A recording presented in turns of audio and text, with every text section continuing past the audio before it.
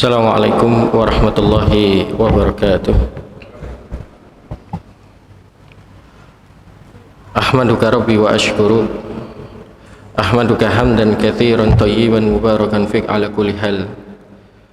Asyhadu an la ilaha illallah wahdahu la syarika lah, wa asyhadu anna nabiyyana qurrata ayunina Muhammadin sallallahu ala alihi wa sahabati wa sallaman tasliman katsira.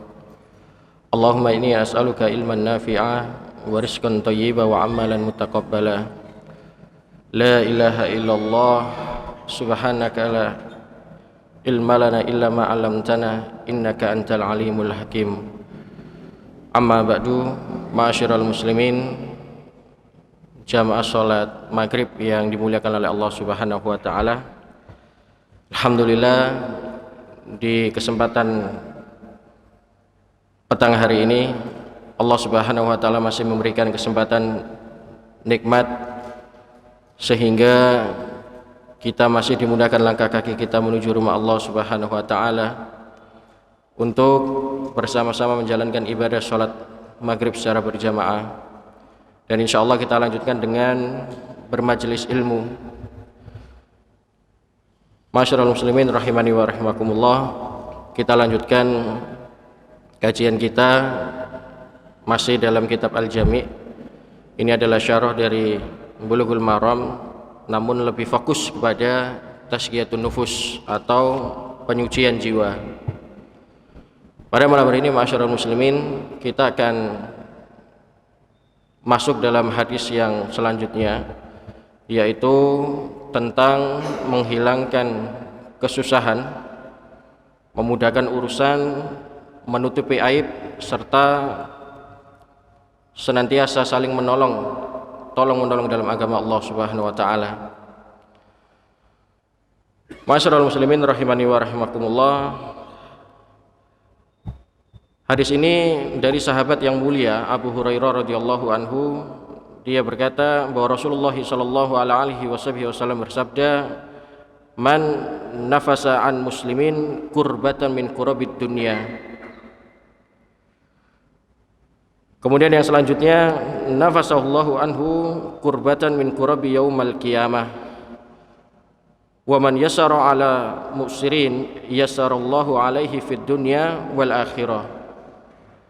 Wa man satara musliman satarallahu fid dunya wal akhirah.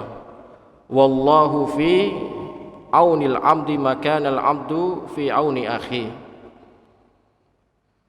Barang siapa yang menghilangkan kesusahan, salah satu kesusahan seorang muslim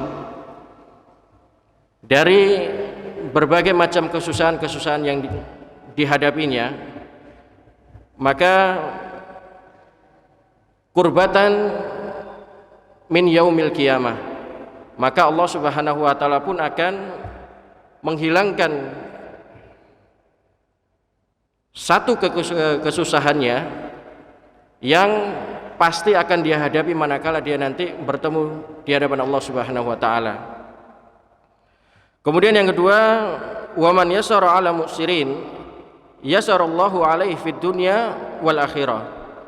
Kemudian poin yang kedua dalam hadis ini adalah barang siapa memudahkan urusan orang lain dalam permasalahan hutang pihutang, yasarallahu alaihi fid dunya wal akhirah, maka Allah Subhanahu wa taala masyarul muslimin juga akan mempermudah urusannya baik di dunia dan di akhirat.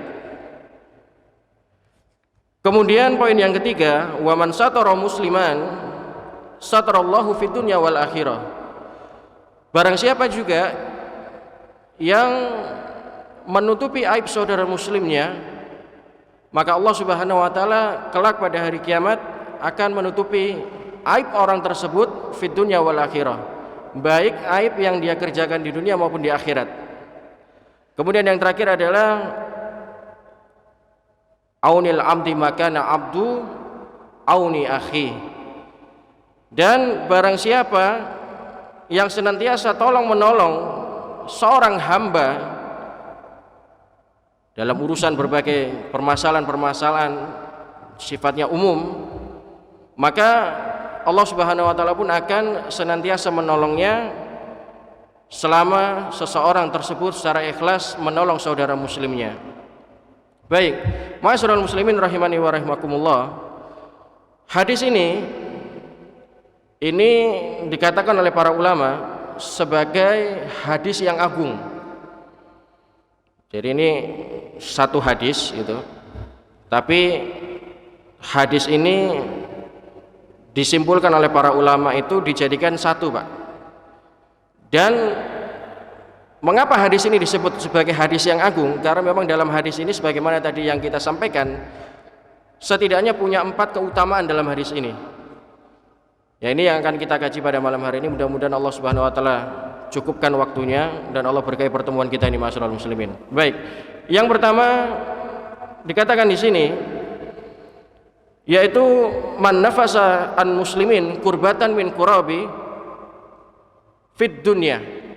Siapa yang menghilangkan salah satu kesusahan saudara muslimnya di dunia, maka Allah pun akan memberikan kemudahan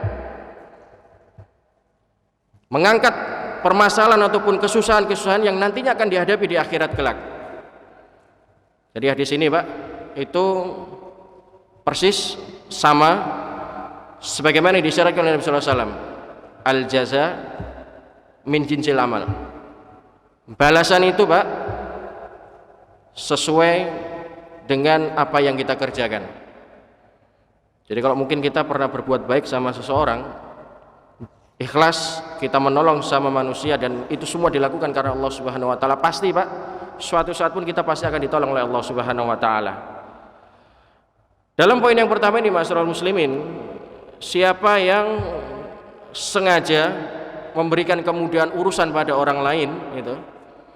Dan dalam hadis ini memang sengaja Allah melalui Nabi kita Muhammad SAW memberikan ataupun isyarat gitu ya, bahwasanya Allah akan menghilangkan satu kesusahannya di antara berbagai kesusahannya di akhirat.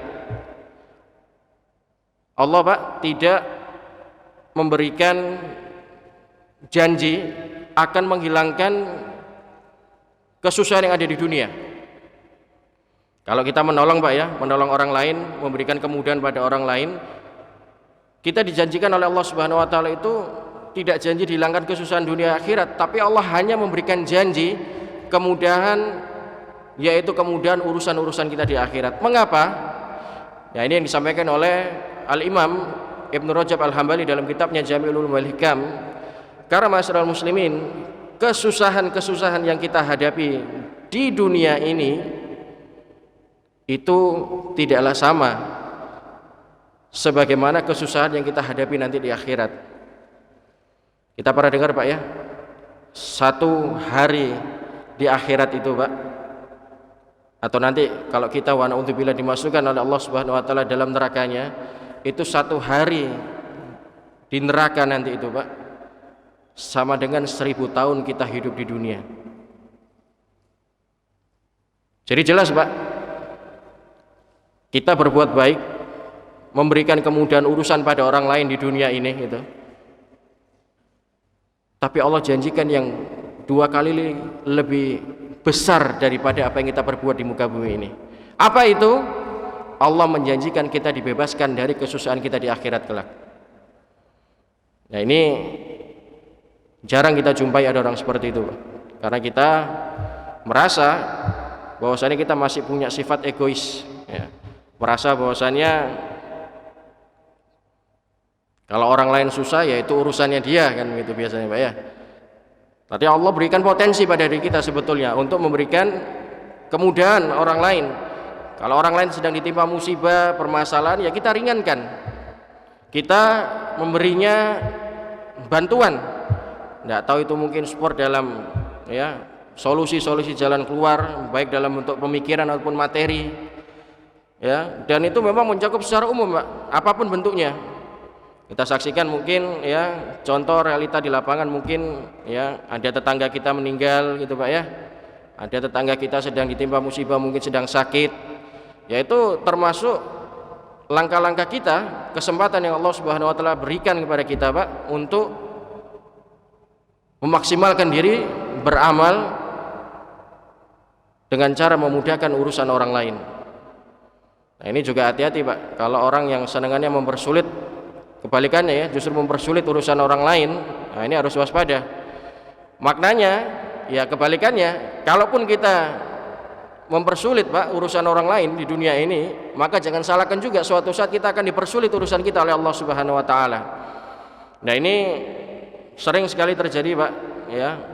Biasanya sih kalau di urusan birokrasi Pak ya. Nah, ini rumit sekali sampai ya menyusahkan seseorang, harus mengeluarkan banyak biaya dan lain sebagainya. Ini kita harus waspada perihal itu. Karena kita harus ingat ya, kama tadi nutudan, walaupun hadis ini sebagian ulama mendoifkan gitu Pak ya, tapi hadis ini sama sekali tidak cacat dari segi akidah, muamalah maupun ibadah tentunya.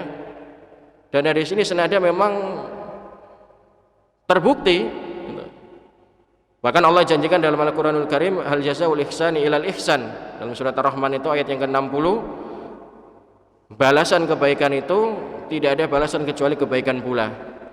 Itu poin yang pertama masyarakat muslimin, man nafasa an muslimin kurbatan min kurabi fid dunya.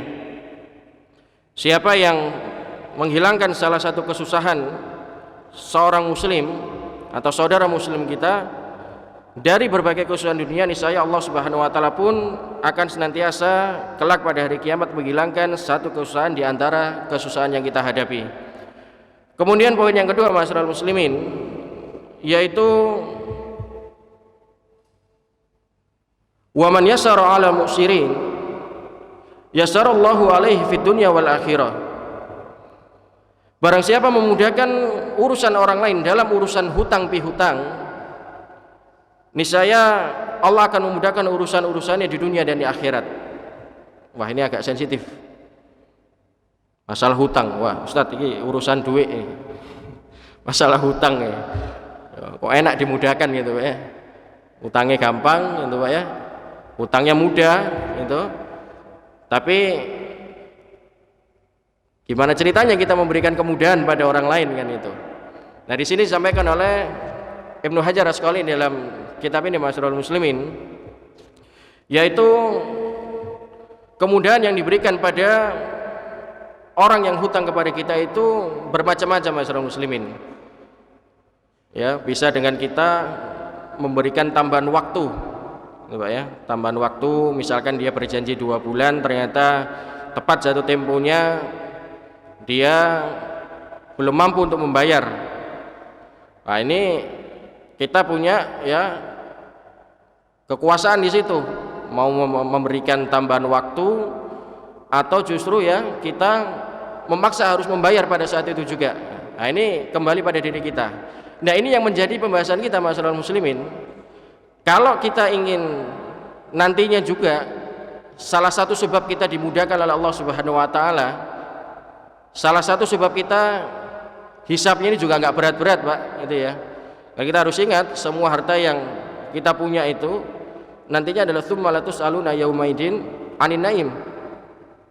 Semua harta yang kita punya Pak itu pasti akan ada hisabnya, akan ditanya dan diminta pertanggungjawaban oleh Allah Subhanahu wa taala. Nah, kalau kita punya kemampuan memberikan pinjaman pada orang lain masyaallah muslimin, maka ini salah satu sebab sebetulnya agar kita dimudahkan hisab kita oleh Allah Subhanahu wa taala.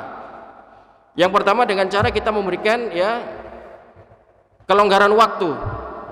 Nah, ini senada Pak dalam firman Allah tentunya di dalam surat Al-Baqarah itu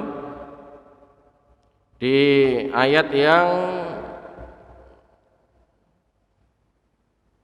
ayat 100 sekian Pak, saya nggak terlintas ayatnya saat ini, yaitu ya di ayat di ayat 280, wa in kana dzu usratin fanadhiratun ila maisarah. Jika dia memiliki kesulitan, maka tundalah sampai dia punya waktu ataupun mudah untuk membayar tanggungan itu. Nah, ini ternyata perintah Pak dalam Al-Quran kita. Allah perintahkan Pak, kalau kita punya kelapangan rezeki, mampu memberikan hutang kepada orang lain tentunya, Kalaupun orang itu sudah jatuh tempo harus membayar hutang kepada kita masyarakat muslimin, maka ya kita punya ya wewenang di situ, berilah kemudahan pada orang itu. Nah, kalau di era kita saat ini Pak ya, apalagi mohon maaf kalau di dunia IT saat ini itu kan semakin canggih Pak ya, ada pinjaman-pinjaman online yang saat ini sedang viral itu Pak ya. Nah, itu luar biasa itu mudaratnya, sampai orang harus ya ditekan, dihubungi orang lain yang ada di kontak itu Pak ya. Nah, ini bukan hanya menyusahkan, tapi justru juga kita terjerat dalam sistem riba, banyak sekali di situ. Maka ini yang harus kita perhatikan masyarakat muslimin. Itu cara yang pertama. Kalau dia berhutang, maka kita berikan kemudahan. Yang pertama dengan cara mungkin kita memberikan tenggang waktu pada orang itu. Kemudian yang kedua Pak, sebab lain tentunya, sehingga kita nantinya bisa dimudahkan urusan kita. Ya, urusan di sini tentu urusan kita nanti Pak ya. Kita ini pasti pernah tergelincir dalam kemaksiatan gitu Pak ya.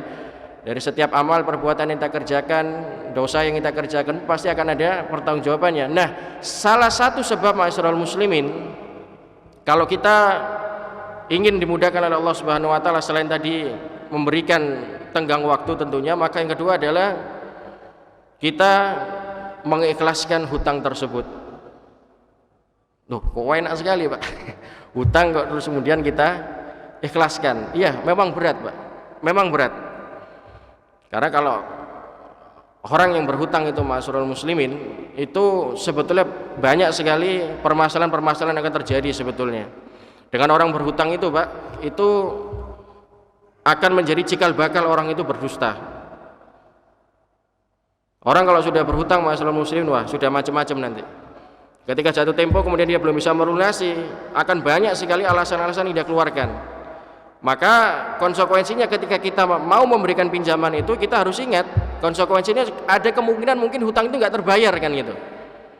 Maka kita juga harus punya ya kelapangan hati dengan cara mungkin ya mempermudah urusan itu, mempermudah urusan hutang piutang itu dengan cara kita mengikhlaskan. Lantas bagaimana misalkan kalau kita mengikhlaskan, oh, kita akan rugi ya.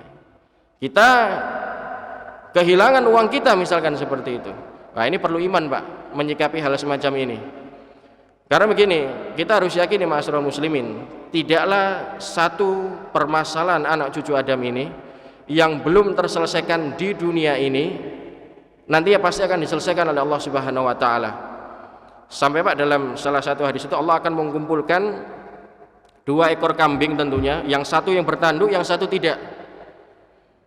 Untuk apa? Untuk menyelesaikan urusan yang belum terselesaikan yang ada di dunia. Ini beda cerita Pak ya, misalkan kalau ada orang yang memang niat berhutang itu tapi tidak niat membayar, nah itu lain lagi ceritanya. Ini sudah masuk dalam rangka, dalam bab tentunya dia memang ya satu berdusta, kemudian yang kedua adalah berbuat kezaliman. Karena dia niat berhutang tapi memang tidak niat untuk mengembalikan kan gitu. Ya, kita harus ingat hadis Nabi sallallahu alaihi wasallam, ya ibadi wahai hambaku ini haramtu dzulma ala nafsi wa ja'altuhu bainakum muharrama fala tadzalamu. Wahai hambaku, sesungguhnya aku mengharamkan kedzaliman itu di tengah-tengah kalian. Pertama kedzaliman pada diriku kata Allah, yang kedua adalah kedzaliman di tengah-tengah kalian. Fala tadzalamu, maka jangan asal atau sembarangan kalian berbuat zalim. Nah, itu bab tersendiri itu ya masyarakat muslimin. Nah, mengapa masyarakat muslimin kita diharuskan ya dianjurkan oleh Nabi SAW mempermudah urusan orang lain, tadi poin yang pertama. Sekarang yang kedua adalah mempermudah urusan seseorang atau saudara muslim kita dalam urusan hutang piutang. Ya itu tadi, orang kalau berhutang itu masyarakat muslimin itu menyangkut harga diri Pak. Jadi kalau orang sudah berhutang itu kemudian dia memang berniat tidak melunasi gitu ya, karena biasanya orang berhutang itu memang ada beberapa sebab Pak, dan itu memang dibolehkan dalam ajaran kita gitu ya, meminjam gitu Pak ya, karena mungkin dia untuk makan, untuk ya untuk kebutuhan sehari-hari kan gitu. Tapi kalau memang sengaja dia berhutang untuk kehidupannya, untuk foya-foya misalkan gitu ya, untuk bukan kebutuhan hidup tapi untuk gaya hidup, nah ini juga bahaya kan gitu. Maka tentu dalam hadis ini di poin yang kedua ini kita dianjurkan kalau memang orang yang kita hutangi benar-benar memang dia tidak mampu, dia tidak punya kemampuan untuk segera melunasi, maka itu kembali pada kita. Atau Pak, mungkin yang ketiga kata para ulama, ya boleh orang tersebut mengganti Pak. Mungkin ada barang yang dia punya berharga seharga yang dia hutang itu, maka itu boleh Pak. Untuk supaya sudah kamu punya apa, mungkin hutang 200 juta misalkan, ya sudah kamu punya mobil, ya berikan aja pada saya untuk supaya hutangmu lunas, itu boleh Pak. Selama ya harga jual itu bocor Pak. Selama harga jual itu tentunya Pak tidak melebihi apa yang dihutangi. Karena kalau lebih Pak, jatuhnya adalah riba. Nah ini bahaya, ini nggak boleh. 1 dirham riba atau 1 rupiah riba yang kita makan masyarakat muslimin, dosanya sama dengan 36 kali berzina dengan ibu kandung sendiri. Nah, ini bahaya Pak, ini bahaya sekali. Ini harus kita waspadai. Maka tentu dianjurkan di sini adalah agar kita senantiasa ya yasarallahu alaihi fid dunya wal akhirah. Kita mengharapkan Pak mempermudah urusan orang lain, tentunya juga dalam hal hutang piutang adalah agar kita Pak ditolong dan dipermudah urusan kita oleh Allah Subhanahu wa taala. Ini memang butuh iman Pak, butuh iman, butuh apa Pak ya, butuh ilmu juga Pak. Orang punya iman tapi tidak punya ilmu, ya percuma Pak. Orang punya ilmu tapi tidak punya iman, juga percuma Pak. Sama sebagaimana mungkin orang punya ilmu tapi tidak punya adab, tidak akan berguna ilmu itu Pak. Al-adab faqul ilmu. Ilmu itu adab itu Pak sebelum ilmu, beradab sebelum ilmu. Nah, ini yang harus kita waspadai Pak gitu. Karena kalau secara logika matematika kita ya memang rugi sekali, apalagi yang kita hutangi 200 juta misalkan. Waduh.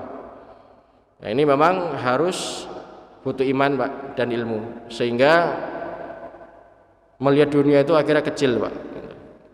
Kalau melihat dunia itu masih besar gitu Pak ya, ya seakan-akan akhirnya kita menjadi ubud dunia Pak, cinta terhadap dunia dan takut mati Pak. Kemudian kita masuk poin yang ketiga masyarakat muslimin, wa man satara musliman satarallahu fid dunya wal akhirah. Nah ini hadis yang cukup agung Pak, hadis yang cukup besar juga. Kata Nabi SAW, barang siapa yang menutupi aib seorang muslim, maka Allah akan menutupi aibnya, satarallahu fid dunya wal akhirah. Allah pun Pak akan menutup aibnya fid dunya wal akhirah. Nah para jamaah sekalian yang dimuliakan oleh Allah Subhanahu wa taala, Pak, siapa di antara kita yang tidak punya aib Pak? Siapa di antara kita sekalipun dia seorang presiden sekalipun Pak ya, yang tidak punya aib Pak? Aib itu tidak harus perihal keburukan Pak. Hal yang baik pun itu bisa dikategorikan aib Pak. Namun kan konotasi selama ini yang kita pahami aib itu adalah keburukan. Nah mengapa kita dianjurkan masyarakat muslimin menutupi aib saudara muslim kita? Gini Pak, seakan-akan Nabi itu ingin membuka pikiran kita sebetulnya. Siapa sih yang merasa dirinya paling suci di antara muslim-muslim yang lainnya? Siapa sih di antara kita itu yang merasa dirinya paling suci Pak? Padahal Nabi Shallallahu Alaihi Wasallam Pak itu sudah menyampaikan juga 1400 tahun yang lalu, kullu bni adam khata'u wa khairu khata'ina tawabun. Setiap anak cucu manusia ini masyarakat muslimin pasti pernah kesandung Pak, kesandung dalam sebuah permasalahan. Anak cucu Adam ini masyarakat muslimin pasti pernah berbuat salah. Mustahil Pak antum duduk di hadapan saya tidak pernah berbuat salah Pak. Begitu juga saya Pak. Teman-teman mubalik dai yang ada di atas mimbar itu Pak, bahkan mungkin jauh lebih banyak Pak kesalahannya. Bahkan mungkin dosanya Pak lebih daripada orang yang senantiasa menghina, mencela, mencaci orang berbuat dosa Pak. Makanya saya teringat salah satu perkataan ulama Pak. Bencilah kebodohan. Bencilah kebodohan. Tapi jangan benci orang bodoh. Bencilah kemaksiatan, tapi jangan benci pelaku kemaksiatan. Difahami Pak kalimat itu? Mengapa? Karena kalau kita benci orang bodoh, kita benci orang pelaku kemaksiatan, maka secara tidak langsung Pak, kita akan semakin membuat orang itu menjadi bodoh. Dan juga secara tidak langsung kita akan membuat orang itu semakin bermaksiat kepada Allah Subhanahu wa taala.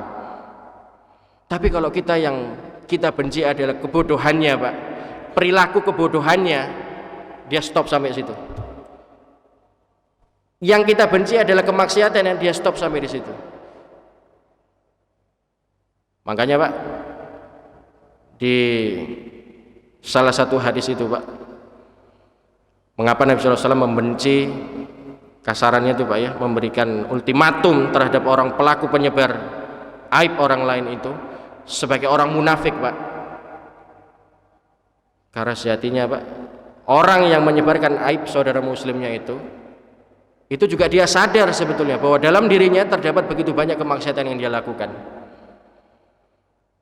Nah ini sangat jarang Pak kita jumpai orang seperti itu. Makanya Pak, kalau kita baca tafsir surat An-Nur itu Pak ya, awal-awal itu ayat awal sampai ayat 11, 12 sampai 15, kisahnya tentang ibunda kita Aisyah radhiyallahu anha Pak, yang difitnah dia berselingkuh, bahkan waktu bila sampai berzina dengan salah seorang sahabat Nabi Pak. Coba kita lihat Pak, penyebaran aib itu Pak, penyebaran fitnah itu Pak, itu dari telinga sebetulnya. Karena apa Pak? Dari telinga dia mendengar, dari mulut dia sebarkan. Nah ini orang yang merasa dirinya lebih baik Pak, itu harus ingat. Dan itu senada dengan saat ini Pak ya, ada apa Pak, peribahasa Pak ya, semut, nyamuk seberang lautan itu kelihatan ya Pak ya, gajah di pelupuk mata tidak kelihatan. Kesalahan orang lain Pak, walaupun kecil itu kelihatan, tapi kesalahan pada dirinya itu Pak, aibnya itu lebih banyak sebetulnya, tapi dia melupakan itu Pak. Yang ada dekat pada dirinya, sibukkan diri untuk beriktikaf, bermunajat pada Allah Subhanahu wa taala. Nah para jamaah sekalian, seseorang yang sudah punya permasalahan maksiat dan lain sebagainya, kemudian dia bertaubat, bersih Pak dosanya, at-taubatan jublu ma qablaha. Taubatnya seseorang yang berlakukan maksiat itu Pak, dengan sempurna taubat pada Allah Subhanahu wa taala, menghapus dosa yang lalu. Pak, kita ini bukan Tuhan, bukan Allah, bukan Rasul. Kita juga bukan sebagai seorang kodi Pak. Kodi itu hakim Pak. Orang-orang yang melakukan kesalahan Pak, narapidana pun itu juga belum tentu dia bersalah Pak, sampai dia dinyatakan bersalah oleh pengadilan. Loh, kita ini baru mendengar kanan kiri dan lain sebagainya sudah menyebarkan aib itu. Maka dalam hadis ini Pak, tentu kita dianjurkan berbagai cara bagaimana ketika kita mendengar aib saudara muslim kita menjaganya Pak, jangan sampai aib itu tersebar. Itu secara umum Pak ya. Sekarang kita masuk lebih rinci. Siapa aib-aib itu yang tidak boleh disebarkan, dan siapa juga aib-aib yang boleh disebarkan Pak? Yang pertama Pak, aib seseorang yang tidak boleh disebarkan itu adalah golongan orang-orang yang senantiasa beribadah kepada Allah Subhanahu wa taala. Ini bukan saya yang bicara Pak. Ibnu Hajar Asqalani dalam buku ini, beliau membagi dua Pak. Ada aib yang boleh disebarkan, ada aib yang tidak boleh disebarkan. Siapa yang tidak boleh disebarkan? Golongan para ulama, golongan orang-orang alim. Turun lagi orang-orang yang senantiasa taat beribadah kepada Allah Subhanahu wa taala. Karena apa Pak? Mudorotnya lebih banyak. Karena kalau orang tergelincir Pak kesandung dalam kemaksiatan itu hal biasa. Maka kata beliau di sini tidak boleh menyebarkan itu. Kemudian siapa? Golongan kedua ya, aib yang boleh disebarkan itu Pak, orang yang memang kita kenal memang dia selalu membuat kemaksiatan. Orang yang mungkin suka di perempatan gang itu Pak ya, perempatan jalan atau orang-orang di pinggir jalan sana Pak, yang memang senangannya kerjaannya Pak, main kartu, berjudi, mabuk-mabukan, nah itu boleh disebarkan aibnya. Tapi kalau orang-orang yang hanya mungkin dia tergelincir dalam kemaksiatan kemudian bertobat, selesai Pak. Tinggal pertanyaannya, Ustadz, tuh kok tidak boleh disebarkan Pak, gitu Pak ya, kok aneh, itu para jamaah sekalian ya, kok aneh nggak boleh disebarkan? Iya Pak, tidak boleh, tapi bukan berarti kita diam. Ketika kita tidak menyebarkan aib orang lain, kita juga tetap punya kewajiban menasihati saudara muslim kita. Pak, kita sampaikan di awal-awal pertemuan kita tentang membahas kitab ini, salah satu tiang agama kita ini Pak adalah ad-dinun nasihat. Agama kita ini adalah nasihat Pak. Nah ini yang harus kita fahami masyarakat muslimin. Sampai kita juga dianjurkan untuk senantiasa berdoa Pak pada Allah Subhanahu wa taala agar kita senantiasa ditutupi aib kita oleh Allah Subhanahu wa taala. Allahumma astur aurati wa min raati. Ya Allah, tutupilah aibku Pak. Kita tuh lupa Pak menyibukkan diri dengan urusan orang lain gitu. Tapi lupa tidak berkaca pada diri kita sendiri Pak. Sampai dalam satu hadis itu Pak, nanti di hari kiamat itu Pak, ini hadis Bukhari Pak ya, akan berhadapan-hadapan Pak antara seorang hamba dengan Allah Subhanahu wa taala. Kemudian dikatakan oleh Allah Subhanahu wa taala, wahai fulan, tahu enggak ini dosamu? Tahu enggak ini dosamu? Ditunjukkan semua Pak, satu persatu dosa itu. Kemudian si fulan itu menjawab, bala ya Rob, benar, itu dosa-dosa saya yang saya kerjakan di dunia. Saya mengakui itu adalah perbuatan maksiat yang pernah saya lakukan di dunia. Dia mengira masyarakat muslimin, para jamaah sekalian, binasa saya, hancur saya ini. Semua aib ini kok dibuka oleh Allah Subhanahu wa taala. Lihat Pak, ketika si fulan tadi Pak, seorang hamba sudah mengira aibnya dibuka oleh Allah Subhanahu wa taala, apa Pak jawaban Allah Subhanahu wa taala? Laqad satartuha fid dunya. Wahai hambaku, ini Pak, luasnya rahmat Allah Subhanahu wa taala. Dosamu itu telah aku tutupi engkau di dunia. Selama kamu hidup di dunia itu sudah aku tutupi. Alaiha, dan telah ku ampuni dosa-dosamu itu. Hadis Bukhari ini. Allah Pak, ketika seorang hamba datang di hadapannya memohon beristighfar mohon ampun pada Allah Subhanahu wa taala, bertaubat Pak, diampuni dosa-dosanya. Kita nih Pak, bukan seorang rasul, bukan seorang qadhi, bukan punya wewenang Pak dengan bangga menyebarkan aib seseorang. Ingat Pak, kita punya konsekuensi di hadapan Allah Subhanahu wa taala. Kita akan bertemu oleh Allah Subhanahu wa taala dengan orang-orang yang senantiasa mendolimi kita. Sampai Nabi sallallahu alaihi wasallam mengingatkan Pak, nanti kita akan ketemu dalam kitab ini tentunya dalam bab tersendiri. Kata Nabi sallallahu alaihi wasallam, ittaqu dzulma fa inna dzulma dzulumatun yaumal qiyamah. Takutlah kalian terhadap kezaliman masyarakat muslimin, karena kezaliman akan datang berupa kegelapan pada hari kiamat. Maknanya kalau kita menzalimi orang lain Pak dengan penyebaran aib-aib itu Pak, yang sejatinya dia sudah bertaubat pada Allah Subhanahu wa taala, kemudian dia menutupinya dan kita dengan sadar menyebarkan itu Pak, belum lagi syaitan masuk dalam telinga kita Pak, waduh ditambahi, oh iya fulan ini begini, fulan begini, semakin banyak aib yang disebarkan Pak, menjadi kezaliman. Kita harus ingat kita punya Tuhan yang sama dengan dia, dan semua nantinya pasti akan ditanya dan diminta pertanggungjawaban oleh Allah Subhanahu wa taala. Nah para jamaah sekalian, dalam poin yang ketiga ini tentu kita juga sangat dianjurkan untuk menutupi aib saudara muslim kita. Seakan-akan Nabi sallallahu alaihi wasallam ingin mengisyaratkan kita Pak, kita harus ingat kita pun Pak juga berharap aib kita ditutupi oleh Allah Subhanahu wa taala. Kita diberikan pemikiran oleh Nabi sallallahu alaihi wasallam, sebelum melangkah itu berpikir. Sebelum antum menyebarkan aib saudara muslim antum, ya akhi, coba renungkan bagaimana aib saya disebarkan oleh orang lain. Saking saja aib kita itu Pak ditutupi oleh Allah Subhanahu wa taala. Dan saking saja Pak aib itu Pak enggak berbentuk, enggak bau Pak. Bayangkan kalau aib itu bau Pak, dosa itu berbau, ma'asyiral muslimin. Misalnya kita, antum ini mungkin tidak bisa duduk di hadapan saya, saking malunya. Makanya dalam hadis yang itu dikatakan, Pak, ketika Nabi SAW duduk dengan para sahabat itu, kemudian dari kejauhan disampaikan, coba perhatikan tuh, itu ada ibu-ibu itu, dia cari apa kira-kira gitu. Kemudian kata para sahabat, kami tidak tahu ya Rasulullah. Ternyata yang dia cari adalah Pak, anaknya, Pak. Dari tawanan-tawanan perang itu dilihat satu persatu bukan anaknya, satu persatu bukan anaknya. Sampai terakhir, Pak, dilihat ternyata anaknya diangkat, digendong, dicium, Pak. Kemudian kata Rasulullah SAW, apa yang dilakukan ibu itu pantaskah? Wajarkah? Kemudian para sahabat, tentu ya Rasulullah.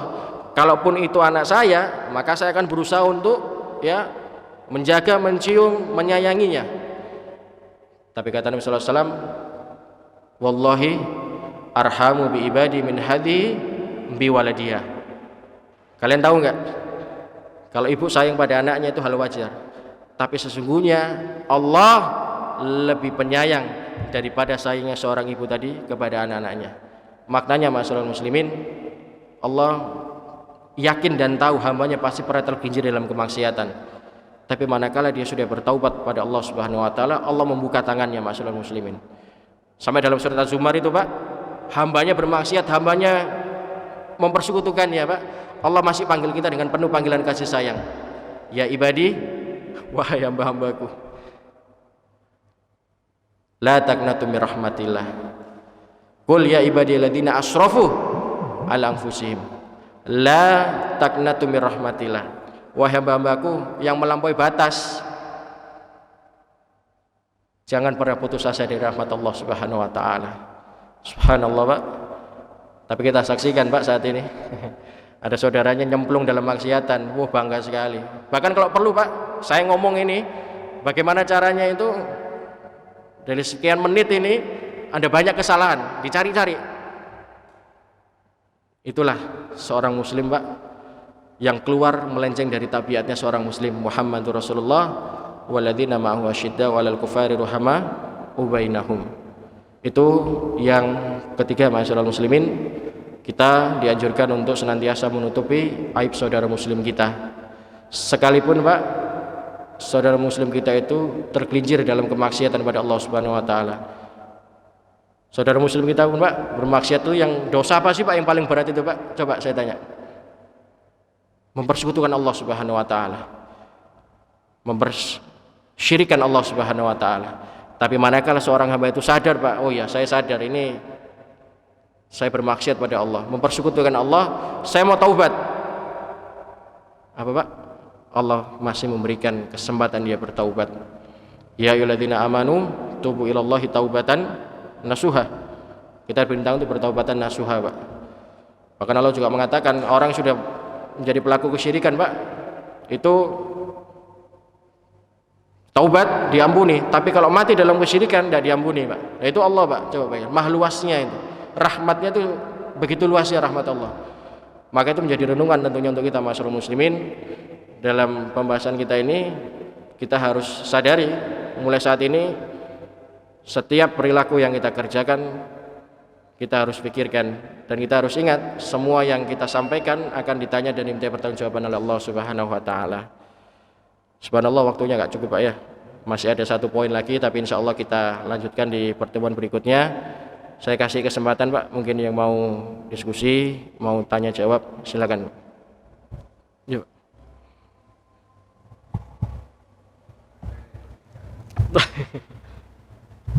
Baterainya habis. Silakan, Pak. Assalamualaikum warahmatullahi wabarakatuh. Waalaikumsalam.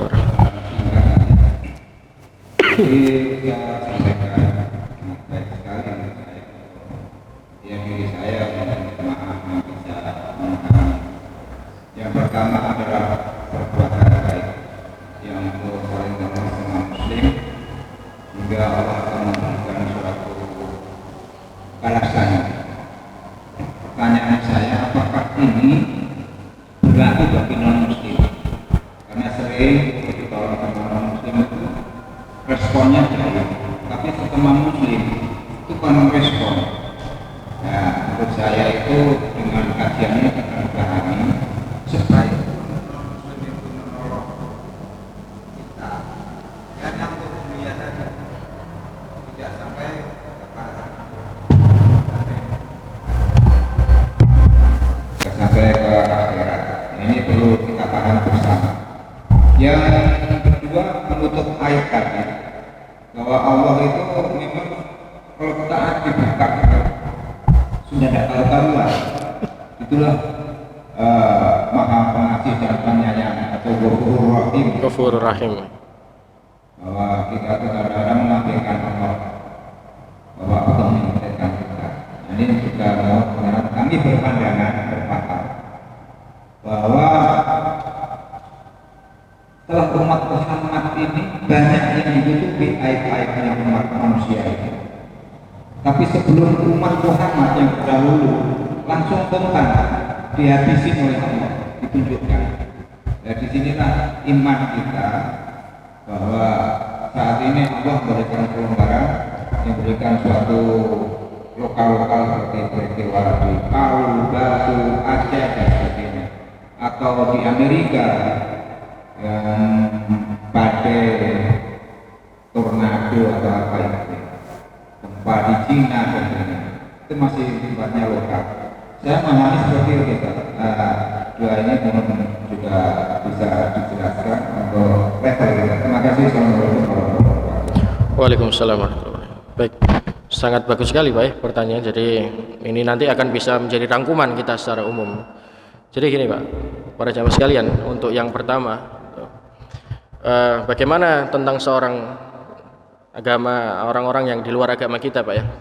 Ya tentu Nasrani, Yahuda wa Nasara tentunya mereka berbuat baik Pak ya. Kita tuh selalu memilih ya falsafah Pak, kata-kata falsafah. Waduh, pokoknya dia saudara kita, walaupun bukan seakidah, sebangsa dan setanah air, tetangga kita harus berbuat baik. Itu falsafah yang kita pegang Pak. Tidak akan ketemu Pak dengan syariat kita. Duh Ustaz, ini orang-orang kafir ini punya yayasan yatim, yayasan lansia gitu ya, memberikan kebaikan. Berlaku kebaikan itu iya berlaku untuk dirinya, untuk kehidupan dunia Pak. Tapi kalau di akhirat tidak akan berlaku Pak. Mengapa itu? Karena dia tidak mengimani yang punya surga Pak. Siapa Pak yang punya surga itu Pak? Allah Subhanahu wa ta'ala. Kata kuncinya itu Pak adalah di keimanan. Kuncinya perbedaan Pak orang-orang kafir dan kita Pak itu adalah di keimanan. Makanya Pak, pembatas kekafiran seseorang itu adalah manakala seseorang meninggalkan sholat. Kalau dia meninggalkan sholat berarti dia sudah keluar dari agama ini. Hitungannya dia sama seperti orang-orang yang melakukan kemaksiatan jalan Allah Subhanahu wa ta'ala. Sebagaimana tadi Pak, kita banyak diberikan kebaikan oleh orang-orang kafir gitu Pak ya, apalagi tetangga sendiri gitu Pak ya. Apakah itu mendapatkan pahala orang-orang kafir itu? Tentu tidak Pak. Kebaikannya untuk kebaikan dia selama di dunia, tapi untuk di akhirat tidak sama sekali Pak. Karena dia tidak mengimani yang punya surga. Siapa Pak? Allah Subhanahu wa ta'ala. Sederhananya seperti itu Pak. Nah kita perhatikan Pak ya, orang itu kalau landasan berbuat sesuatu, beramal itu berdasarkan baik Pak. Baik, pokoknya dia baik. Tetangga kita walaupun kaum kafir sekalipun Pak, tidak akan ketemu. Mengapa seperti itu ma'asyiral muslimin? Karena syarat diterimanya amal soleh seseorang itu dan mendapatkan ganjaran pahala di sisi Allah Subhanahu wa ta'ala adalah seseorang tersebut, satu, dia beriman kepada Allah Subhanahu wa ta'ala. Kemudian yang kedua adalah beritiba, mengikuti Nabi Muhammad sallallahu alaihi wasallam. Para sahabat sekalian, orang-orang kafir mengimani ada Tuhan namanya Allah. Dia beritiba itu mengikuti Pak, mengikuti caranya Nabi Muhammad sallallahu alaihi wasallam. Itu syarat dua amalan seseorang diterima. dan mendapatkan pahala di sisi Allah Subhanahu wa taala. Sekalipun orang kafir itu memberikan 2 miliar, Pak, ke Masjid Al-Ikhlas ini. Ya kebaikannya untuk kita saja, Pak, itu Pak ya. Untuk dia tidak ada. Hanya untuk kehidupan dunia, mungkin dia akan diuji, akan dipuji dan sebagainya, Pak ya. Tapi di sisi Allah Subhanahu wa taala tidak akan bermanfaat. Sedikit pun di hadapan Allah Subhanahu wa taala tidak bernilai, Pak. Kemudian yang kedua, Pak, perihal bagaimana kalau dalam Al-Qur'an itu kan memang kalau dosa-dosa ataupun azab yang diberikan kepada umat-umat sebelum Nabi Muhammad, ya, entah itu kaumnya Nabi Lut, Nabi Ibrahim, Nabi Musa, Nabi Khidir, dan nabi-nabi Rasul dan yang lainnya, Pak, itu kok langsung gitu, Pak ya. Itu memang disyaratkan Nabi SAW. Ada dalam sebuah hadis itu, Pak, memang ya azab-azab ataupun kemurkaan Allah untuk umat Muhammad ini sengaja ditahan, Pak. Itulah keutamaan dan luasnya rahmat Allah Subhanahu wa taala. Wa ma asaba min musibatin fabima kasabat aydikum. Musibah apapun, Pak, para jamaah sekalian, yang menimpa dari diri kita itu disebabkan karena ulah dan perbuatan kita sendiri. Jamaah, jangan pernah menyalahkan orang lain dalam urusan kalau kita diuji oleh Allah Subhanahu wa taala. Saya, Pak, merenung, Pak. Ini dalam kajian Tazkiyatun Nufus, Pak ya. Kalau kita diuji oleh Allah Subhanahu wa taala, berarti ada yang salah pada diri kita. Allah murka sama kita, Pak, pasti ada yang salah dalam diri kita. Contoh kemarin beberapa waktu lalu gitu ya, ada banjir bandang ya di Kota Batu dan lain sebagainya gitu, Pak ya. Memang logikanya tidak masuk, Pak. Itu bukan daerah dekat laut gitu, Pak ya. Dan maksudnya agak tinggi gitu, Pak ya. Tapi kok bisa seperti itu? Ya itulah kekuasaan Allah Subhanahu wa taala. Maka pada kaum umat Muhammad ini memang sengaja oleh Allah Subhanahu wa taala ditahan. Untuk apa? Allah Subhanahu wa taala memberikan kita kesempatan untuk bertaubat pada Allah Subhanahu wa taala. Sampai orang-orang ma'asyiral muslimin, ini Allah kisahkan dalam surat Al-Ankabut, Pak. Fa idza raqibul fil fulk da'wallaha mukhlisin minallahudin. Orang-orang ateis itu, Pak. Orang-orang yang enggak percaya adanya Tuhan. Tapi manakala Allah kisahkan, Pak, ketika mereka berada di atas daratan, di atas kapal, di atas pesawat, akan jatuh, akan terkena musibah, Allah buat dia secara ikhlas, mukhlishina lahudin, berdoa kepada Allah Subhanahu wa taala. Tapi wa naudzubillah, Pak, ketika Allah sudah selamatkan mereka sampai ke daratan, ainama yusyrikun, dia kembali mempersekutukan Allah Subhanahu wa taala. Nah, ini yang harus kita fahami, ma'asyiral muslimin. Pertanyaannya kan, mengapa kok umat Muhammad ini kok masih ditangguhkan? Itulah rahmatnya Allah Subhanahu wa taala, luasnya rahmat Allah Subhanahu wa taala. Allah ingin, Pak, kita itu tergelincir dalam kemaksiatan, kasih kesempatan untuk bertaubat. Umur yang kita punya ini, Pak, dimanfaatkan untuk bertaubat pada Allah Subhanahu wa taala. Saya setelah pulang nanti, Pak, sholat Isya, ada yang jamin saya masih hidup, oleh diberikan jaminan oleh Allah Subhanahu wa taala. Mungkin saat ini malaikat sudah gambar saya, Pak. Dari gambar ya. Keluar saya mati, antum semuanya bisa kenang Ardiansyah pada ceramah kan itu, Pak ya. Tapi lah itulah kesempatan yang Allah Subhanahu wa taala. Makanya kalau orang-orang sufi itu, Pak, apa yang dia hirup saat ini, itulah nafas terakhir yang dia punya. Itulah dunia yang dia punya. Karena 5 menit lagi, 1 jam lagi kita tidak pernah tahu apa yang terjadi. Maka sejatinya, Pak, kesempatan ataupun azab-azab yang memang ditangguhkan oleh Allah Subhanahu wa taala ini adalah kesempatan yang Allah Subhanahu wa taala berikan untuk kita beristighfar dan bertaubat pada Allah Subhanahu wa taala. Kiranya itu, masyarakat muslimin, yang bisa kami sampaikan.